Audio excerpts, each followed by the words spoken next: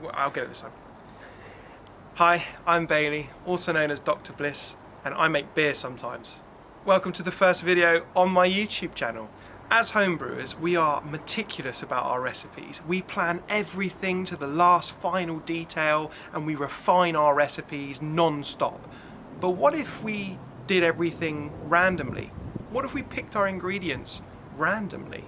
What kind of beer would that make? Well, I'm calling this one the Random Beer Challenge, and I'm off to Sips in Salisbury to pick my ingredients.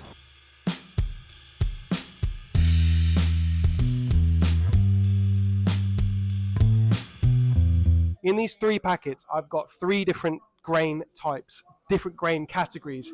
I've got base malts, special grains, and secondary grains. I'm going to ask the lovely people of Salisbury to pick one item from these 3 packets, and that's going to be my grist.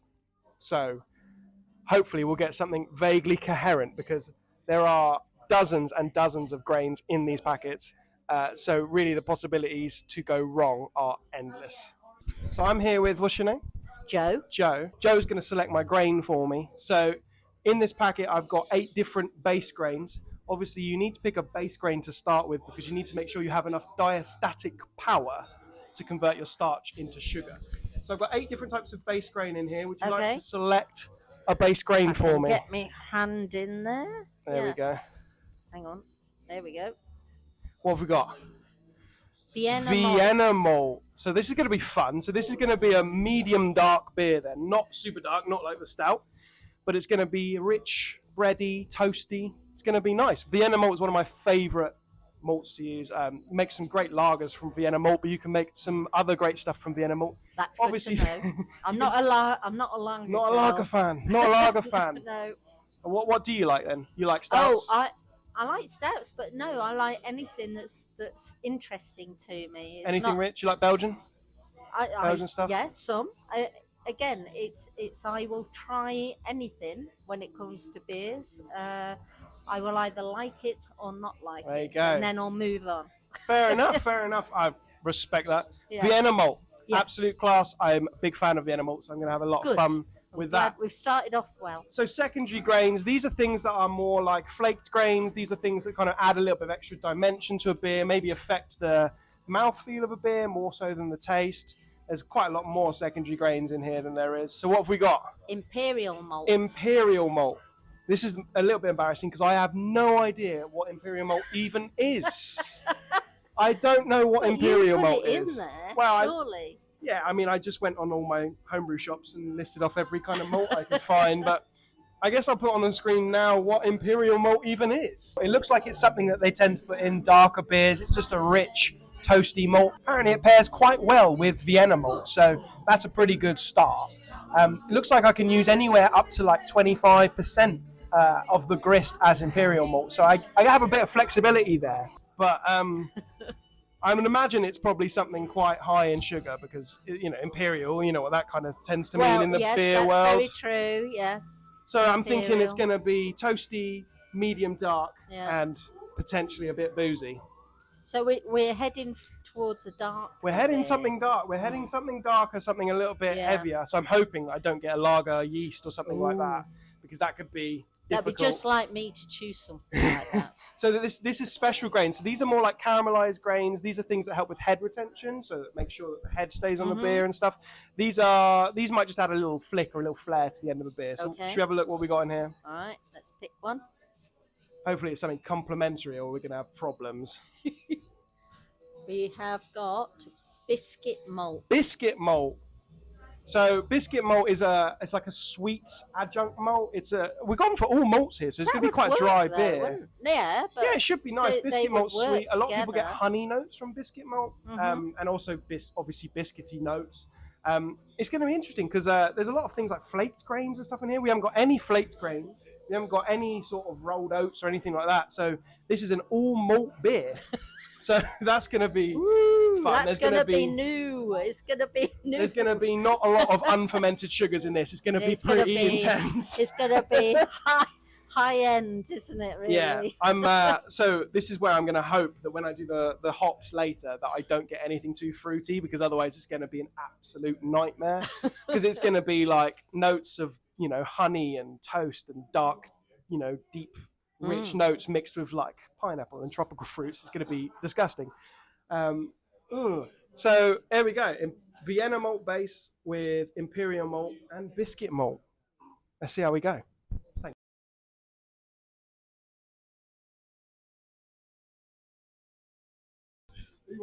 I'm here with Patrick, right up here at the bar. Patrick's going to choose my hop or hops from my hat. This is my famous, very, very fond of mine, New York Jets hat. Well, have a look for yourself. There's probably, I think, about 100 different hop varieties in there. I see. So there's a lot. Oh, I thought there was going to be actual hops, not little names of hops. No, unfortunately, that would be pretty smelly. Yeah, and it would be impossible. I can't. I'm not that good. I can't identify hops purely from smell. So, what do you think? One or two? So what we've got at the moment, we've got malt. We've got Vienna malt, biscuit malt, and imperial malt. So it's going to be kind of dark and boozy, not like stoutish dark and boozy, but like a little bit toasty, a little bit rich. I think I need something to lighten it up a little bit. I think possibly. I think we add more than that. All right, one hop. Here we go. What are we going to get? Just the one. It is Pacific Sunrise. Pacific Sunrise. So this is a New Zealand hop. I don't know much about it, but I'm assuming it's probably a sister of Pacific Gem. So it should be quite interesting. It might be fruity, but it'll have that New Zealand character, which everyone loves. I have no idea how this is going to go with what we already have malt-wise, but it's going to be interesting. Pacific Sunrise. That's not one that's often seen a lot. The only time you'll ever really see this is in like sort of New Zealand IPAs, New England IPAs, stuff like that. Obviously, we can't make a New England IPA without any oats or wheat. Well, if it's a stout, you just need to call it All Blacks, don't you? It's the All Blacks. Yeah, if we're going to have a dark beer, we should call it the All Blacks. With New Zealand hops, a dark beer, you've named it right there, Patrick. See, this is the power of beer. Patrick was also kind enough to let us try some of his pineapple Scotch bonnet hot sauce, which was insanely hot. Also had a look at Pacific Sunrise, just to double check my assumptions on it. It's a citrus-forward New Zealand hop with background notes of tropical fruit and also a hint of resin and pine, which is good. My next sort of strategy is totally going to depend on the yeast. If I'm fortunate enough to get an ale yeast, I'm definitely going to lean into a sort of rich brown ale vibe. I'm going to probably use most of the malts just for bittering and hope that I pull out a lot of the citrus vibes from it. Maybe have just like a nice balanced citrusy sort of pale ale. If I get a lager malt, then I'm probably just going to use it 100% 60-minute edition and just try and get the bitterness that I need for like a Vienna lager, basically. If I get a Belgian ale strain, then I don't know what I'm going to do, because and if I get a Hefeweizen yeast, then I'm even more in the dog, because I got no clue what I'm going to do with that. There's not even any wheat, so if I get a Hefe yeast or a Belgian wheat yeast, I'm in a bad place. So I'm just hoping that I get a half decent ale yeast. My preference would be Nottingham or Windsor or the Mangrove Jack's equivalent. What else would I be happy with? I can't even remember what yeasts I have in the setup. Hopefully not SO4, because I don't like SO4. I'd be happy with USO5 though. If I get a lager yeast, I'd be kind of hoping for S189. That would be a good option. But I'd be pretty much happy with any lager yeast. W3470 would do fine as well. Diamond by Lallemand would be fine. What I'm hoping I don't get is any of the Hefeweizen yeasts. I think a Belgian ale yeast I'd get by, but like a Saison yeast would be bad. Any of the hazy IPA yeasts, I could probably make it work, but it's not ideal. So yeah, just hoping for Nottingham or something similar, Nottingham or Windsor, something like that, or USO5. Actually, I think USO5 would be my best option. Hopefully, I pull USO5. We'll see. So I'm here in a pub right now to pick the yeast with... Why are you acting like you don't know me? With my friend Elise. And in this packet, I've got the names of probably about 50 different yeast strains. Now, a couple of ground rules I just want to lay down. There are no wet yeast strains in my list. Too much effort, too much faff, can't be bothered. There are no gimmicky yeasts, so no Philly sour, no cider yeasts, no wine yeasts, nothing like that. And also there are no diastatic yeasts, so none of the Saison strains.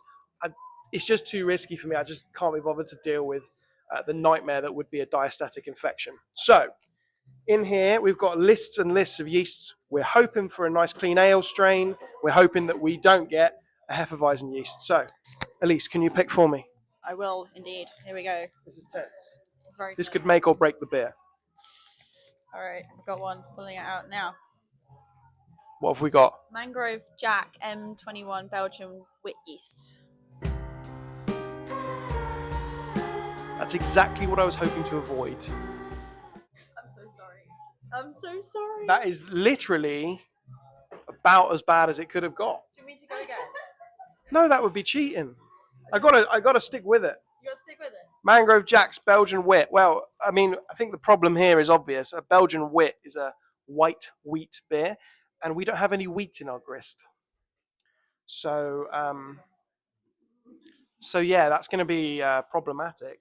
Future Dr. Bliss here. Turns out a Belgian wit yeast isn't actually the worst possible outcome. You see, I was basing my fears on the fact that I simply didn't know what would happen if you made a non-wheat based beer using a wheat yeast. Turns out quite a lot of people have made really good beers using wheat yeasts without any wheat, particularly Belgian styles like doubles and triples. In fact, it looks like M21 has a fairly restrained Belgian character and has a little bit of what you would consider the Hefeweizen character, the banana and clove flavours, but in a more restrained level. So this actually might be a really interesting yeast to play around with what we've already got.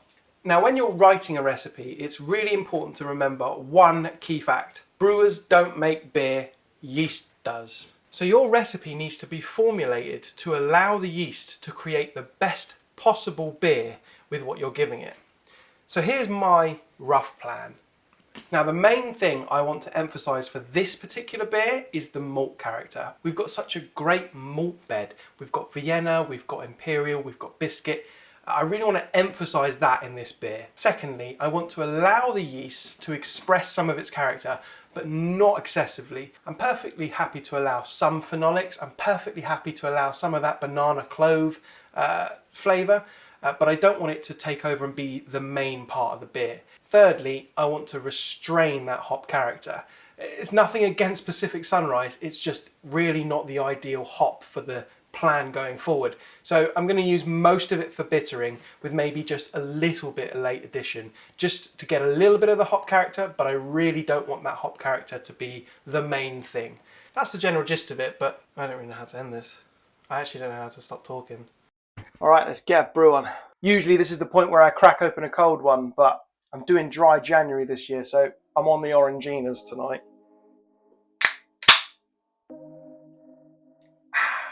Dry January doesn't count for making a brew though, definitely not. So starting off with water chemistry, I added 3 grams of gypsum, 5 grams of calcium chloride and half a gram of canning salt to my normal Tesco's Ashbeck water. Then I added 2.5 kilos of Vienna malt, 500 grams of Dingerman's biscuit malt, which didn't exactly go the way I wanted it to. Oops! And 500 grams of Simpson's Imperial malt. Let that mash for an hour at 65 degrees with a nice slow recirculation with the pump. Then lifted the grains and started to sparge with my signature 1 pint Stein method to rinse as much of the sugars off the grains, which is always a fun task. I use a sparge plate so I can pour the rest in one go, and before you know it, we've started the boiling process. So we've just reached the hop break, so we're doing quite well. It's time to think about some hops. And these are Pacific Sunrise, as obviously we've picked from the malt miller. They are an alpha acid of 12.8%, so pretty high actually, pretty decent. I've never ever used these hops before, so let's rip them open, let's have a look. Let's have a smell.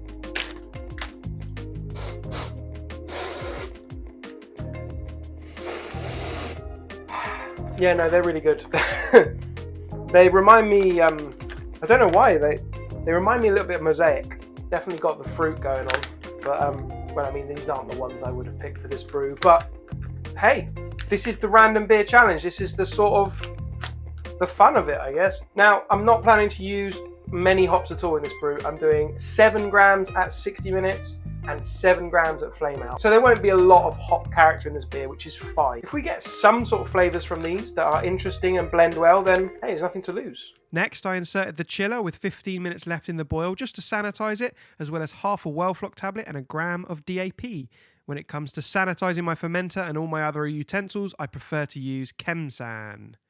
Finally, a quick gravity check showing me 1060, which is just 2 points off what I expected.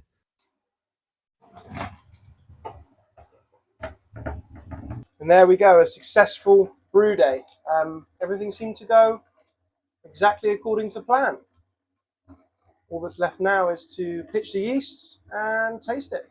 So it's been exactly 24 hours now since I pitched the yeast, and everything is going absolutely brilliant. We're at high Krausen, the fermentation's going lovely and strong. The target temperature is 20 degrees. We're actually half a degree over that right now because fermentation is an exothermic process. It makes its own heat. So we're a tiny bit above that, but absolutely fine. We're well within the planned range of temperature. All there is left to do now is just let the yeast do its thing and come back in maybe a week or so's time. Now would be a great time to say, if you're enjoying this video and you love brewing videos that are a bit weird and a bit wacky, then hit subscribe, hit that like button, and we'll make sure we make plenty more content this year. Now, it's actually been 2 weeks since I pitched the yeast in this brew, and it's had quite an unusual fermentation. For the first 48 hours or so, it was fairly normal, but after that, it kept seeming to want to stall. Every time I'd leave it for more than 24 hours or so, it seemed to stop fermenting. A gentle shake of the fermenter or a little increase in temperature tended to sort of get it going again, but it was definitely a strange behaviour. Now you'd think that this beer would end up under attenuated because of this. It didn't. We reached a final gravity of 1.016 as predicted, and the beer is now ready to bottle, so let's crack on with it. Now I'm sure a lot of you will be wondering if I keg or bottle my beers. I do own 2 corny kegs and a CO2 setup, but I tend to use them sparingly. I pretty much only use them for larger batches of beers that I know I will get through fairly quickly for parties and things like that. I also try and reserve them for hoppy beers where I don't want to risk any oxidation, but a beer like this makes more sense for me to bottle. One of the benefits is that I will likely have a few bottles left in a few months to see how the beer is aging. Now, another thing you may be wondering is why I'm using clear bottles. Clear bottles are a taboo thing in homebrewing because they're prone to skunking. Honestly, I didn't know this when I bought them, and I don't feel like throwing them away. As soon as these bottles were filled, they went straight into a dark box and then a dark fridge, and I've not had any issues with skunking doing that. But I do usually fill up a few brown ones too, just in case. So I decided to call this beer Double Agent because it's got a Belgian yeast, but underneath it's got New Zealand hops. So there we go, the final product from the Random Beer Challenge. I'll have to say it looks alright. It's quite hazy. I kind of expected it to be. It's quite dark again. I expected it to be. You can see the colour there.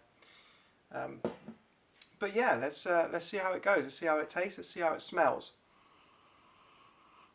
Distinctly Belgian on the nose, straight up.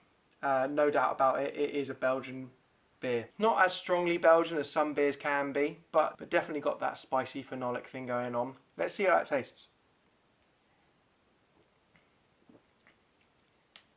That is really, really good. Definitely more on the tongue than on the nose, which is really surprising. You can really taste that the Vienna and the Belgian wit yeast just go together so well. This really is phenomenal. It's good lacing on the glass as well, you can see. That is really rich, really smooth as well. The mouthfeel is really, really good.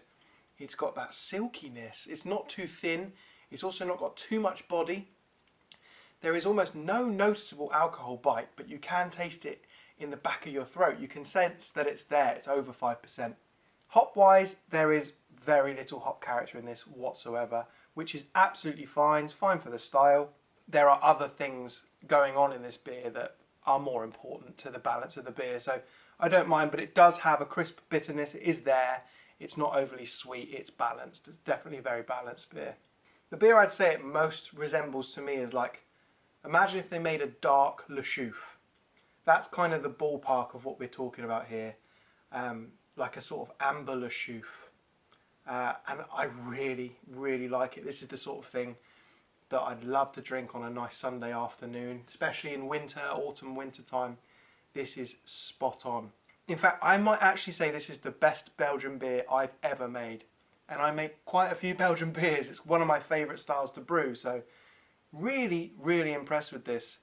Now it just goes to show that as brewers, maybe we overthink things. Maybe we should be picking things at random every once in a while. Maybe we should not be too scared to experiment with things. Make Belgian wits without wheat. Maybe we should be open to this sort of thing. And you never know, you might make a really good beer by accident. Now it's all well and good me telling you that this is a good beer, but how does it compare to other Belgian beers, other Belgian de Bels and other Belgian wits? Well, stay tuned, because in the next few weeks we're going to do a blind taste test with some volunteers and we're going to see what they have to say about my randomly selected beer. I just want to say, if you've got this far in the video, thank you so much for watching it. I really, really appreciate it. This is my first video on this channel and I'm hoping it's not going to be my last. I'm really enjoying making them, and I'd really like to do some more interesting challenges like this one. Anyway, I'm Dr. Bliss. Go have a pint.